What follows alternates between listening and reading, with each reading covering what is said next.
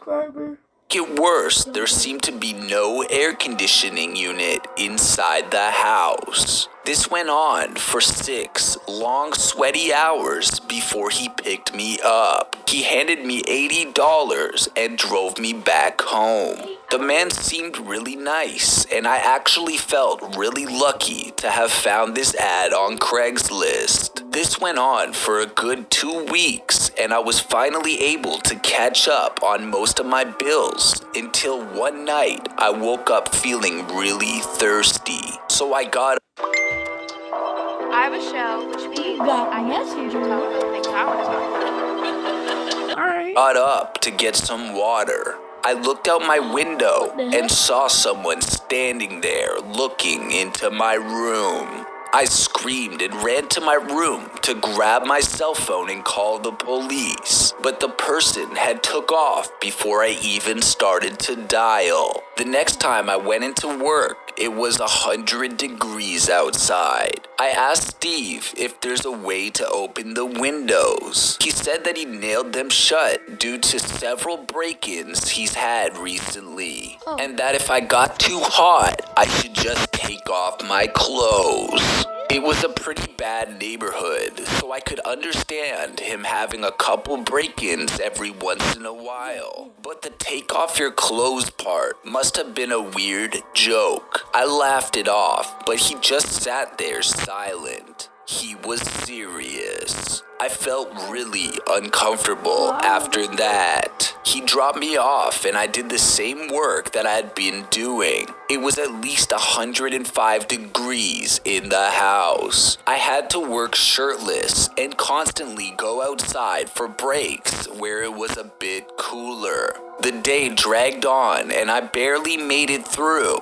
But the next day on the way to his house, Steve told me that he had the day off work. He told me that he would just help me out. I wasn't very happy to hear this. I'd rather just be alone in the house. He seemed to slowly follow me into whatever room I went in to clean. I eventually had to go to the bathroom, so I ran upstairs and made sure he wasn't following me. But in the bathroom, I made a shocking discovery. Up in the corner of the room, I found a small camera pointing from out of the wall, just barely visible. I scanned the room for more, and sure enough, there was one in the bottom corner as well. I started searching the whole bathroom for cameras. I checked under the sink, but what I found was much worse. There were 2 huge stacks of VHS tapes, each one with a sticky note attached with someone's name on it. The one on the top was my name. I almost threw up then and there. I had to find a way to get home safely. Steve then knocked on the door, asking if I was all right. I said that I wasn't feeling well, and I asked him if he could drive me home. He said okay. I stepped outside and he told me he had to go as well, so he stepped into the bathroom. For the first half of the car ride, he didn't say anything to me, but the road he was taking me on wasn't familiar. In fact, I noticed the direction we were heading in was the complete opposite of my house. Where are we going?" I asked. He looked at me and said, "What were you doing in the bathroom?" I started to panic. I didn't answer, so he asked again in a much angrier voice, "What were you doing in the bathroom?"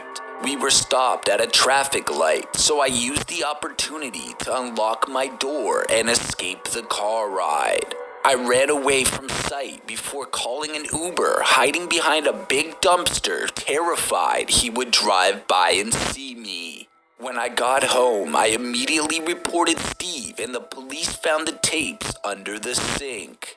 Some of the tapes contained much worse things than people just cleaning the house. But the scariest thing was, some of the people seen in the tapes are still missing to this day. Steve was arrested and charged with kidnapping, murder, and some other charges. I'm happy I jumped out of that car. because I don't know where he was taking me. Wow, guys, that story is incredibly crazy, and what makes this even worse is that I can 100% confirm this story was real. This is Steve's mugshot photo. And that brings us to our last story about a guy who is lucky to still be alive. A couple years ago, I was downsizing to a small apartment and had to get rid of some of my furniture. I threw away most of them or gave them away for free, although my couch was new and in good condition, so I thought I could sell it to buy a smaller couch. I posted an ad on Craigslist and I got many responses, but most people asked to reduce the already discounted price. I was about to give in to the demands of one potential buyer when another offered to buy the couch at the original price I set. Ecstatic, I messaged them and said I was considering their offer. They messaged me back instantly saying they would pay double for it. I was stunned and a little unsettled. I should have been suspicious of the offer, but then the thought of selling the couch for more money than it was worth blinded me, and I agreed. I was about to text them the address of my new apartment, but something in my gut told me not to. They suggested a gas station close to where I live, and I agreed. It was almost always abandoned, so my suspicion grew. But I put all that doubt in the back of my mind and borrowed a friend's pickup truck to deliver the couch. I reached the gas station and parked the truck while waiting for the buyer. There were no one else there except a group of 3 men standing by a regular car. That car could not carry the couch, so it did not occur to me that they could be the buyers. I got out of my truck and approached the people waiting. Hey, are you guys the buyers? I asked. They looked back at me, shocked. You can't be me, the man in the middle replied. It was such an odd thing to say. I am, I said. Their behavior was a little suspicious at my response. They seemed angry by the revelation. It's the girl's name, the man said, looking annoyed. Do you want the couch or not? I said, not hiding my annoyance. They said yes, but when I asked them about the money, they made an excuse about how they left it at home and asked me to follow them in my truck and drop it off at their place. I told them to get lost and got back in my pickup truck to return home. I messaged another interested party about the couch and if they could pick it up right then. I ended up selling it for less than half the amount I was looking for. I was too upset at the first buyer for wasting my time. But then shortly after, I started getting threatening messages from random numbers, each more violent and descriptive than the previous. I was venting about this to a friend a few days later. She had a horrified expression on her face and was extremely disturbed by what I said. I knew what had happened was bad, but I asked her why she was so upset. Then she laid down the story for me so I could connect the dots. Firstly, they were eager to buy the couch, but did not arrange for a way to take it back with them. Secondly, they were obsessed and unnecessarily upset when I was a guy with a girl's name. The signs were right there, and I missed them completely. They were looking to lure a woman back with them, but their plans were sabotaged when I showed up instead. Or perhaps they were planning on stealing from whoever it was, but believed it would be easier to steal from a woman rather than from me. Either way, I'm grateful that my anger took over, and I left without interacting with them any further. Hundreds of people are kidnapped each year just for using Craigslist. Like this guy who had this letter sent to his wife. Miss Cruz, your husband has been kidnapped. His car is by Turkey Creek. Call the police or FBI, he dies. Cooperate, he lives. Ransom, $200,000 in 10s and $300,000 in 20s. There will be no negotiating. Most of the time, Craigslist. What's up, my D? friends, Disney is one of everyone's favorite places to go. It's a place where people go to have a magical experience. But sometimes, instead of creating happy memories, monsters are made. Disney has had its fair share of tragedies happen over the years. A woman died after riding the Space Mountain. A 4-year-old drowned in the Cinderella Castle moat. There was even a little boy who got eaten by a giant crocodile. So I wanted to find the scariest true horror stories that have ever happened at Disneyland, which led me to this channel called Freaky Attractions. He tells all kinds of scary stories, including creepypasta and Disney. That's where I discovered the scary story of the tragedy at Toontown. There's something hiding in the woods at Disneyland, and it might not be human. This is by far the scariest thing I've ever read about Disney, and it's 100% true. Make sure you guys go subscribe to Freaky Attractions. Link's gonna be in the description, guys. That's where I found all of these scary Disney stories that I'm about to share with you. This is the story of the tragedy at Toontown. Disney World's Toontown was my first job out of high school, and at the beginning, everything was great. For those of you who remember it, Toontown was where Mickey and Minnie Mouse lived in the park and had everything you would imagine would be in a real neighborhood. A real neighborhood a cartoon would live at. There were houses, bedrooms, kitchens. Kids could even go in and microwave stuff in a cartoon microwave. Donald Duck had his little houseboat you could go inside. Goofy had his roller coaster. There was a lot of cool stuff. Although it was for kids, I actually really liked it.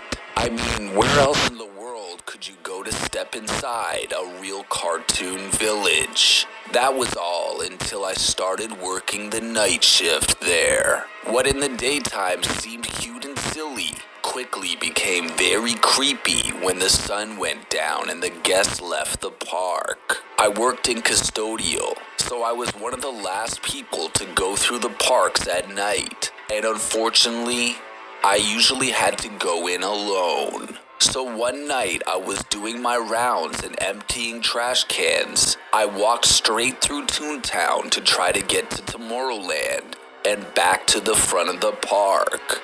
I was finishing a 10-hour day and was definitely ready to get out, so I was walking pretty fast. Normally, all the little houses would be dark and the sound effects and stuff would be turned off. Not tonight, though. I went back there and all the lights and effects were still going strong throughout the entire area. I was dumbfounded. This was a serious departure from protocol, so I had to tell someone about it. I pulled out my radio, but as soon as I did, everything shut off. I then heard some shuffling in the distance, and I thought I saw a tail go into some bushes over near the train station. I figured it was probably just some raccoon or something. The area back there is totally surrounded by national forests, and animals turn up all Guys, what the heck, man? Kinda getting scared on this one. the time.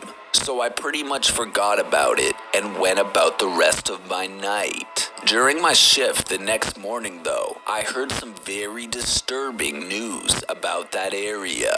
A rat was found gutted and smeared all over Minnie's house floor. The official story was that it was killed by a possum or two, but the amount of carnage involved seemed a little suspicious to me.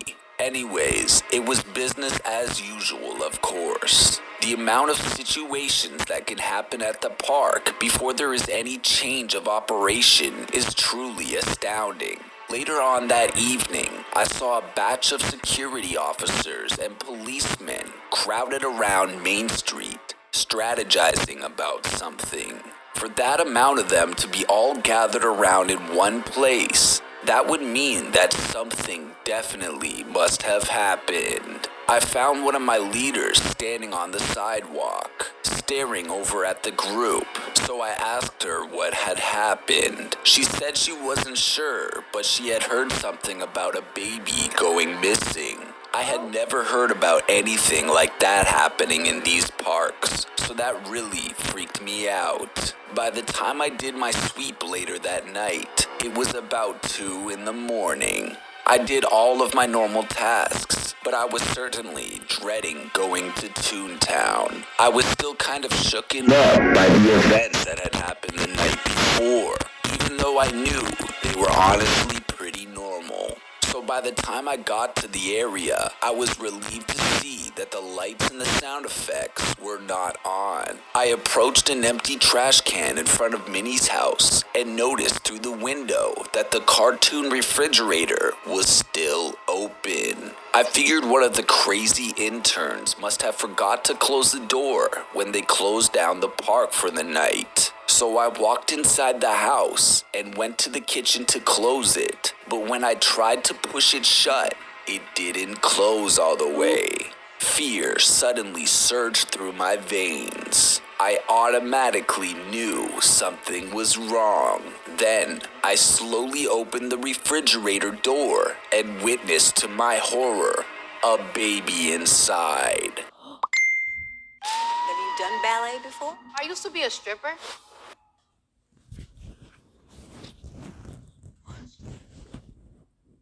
A baby. Lifeless and cold. In a panic, I radioed my supervisor and told him what happened. He told me to get outside of the house immediately and the police were on their way.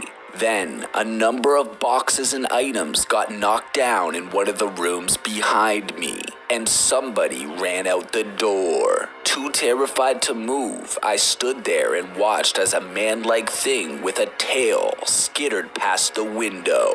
I immediately went outside the house, desperate to see what it was, but it was gone. A few moments later, the police arrived. After looking around for a few minutes, grabbed me to ask some questions. As we were walking away, I saw something standing in front of the little kid's coaster. I could barely make out what it was because it was mostly standing in the shadows, but it appeared to have a hideous, protruding snout, like a human. Mickey Mouse? If he was raised in the projects. That had surgically altered his face to look more like a cartoon. I yelled for the police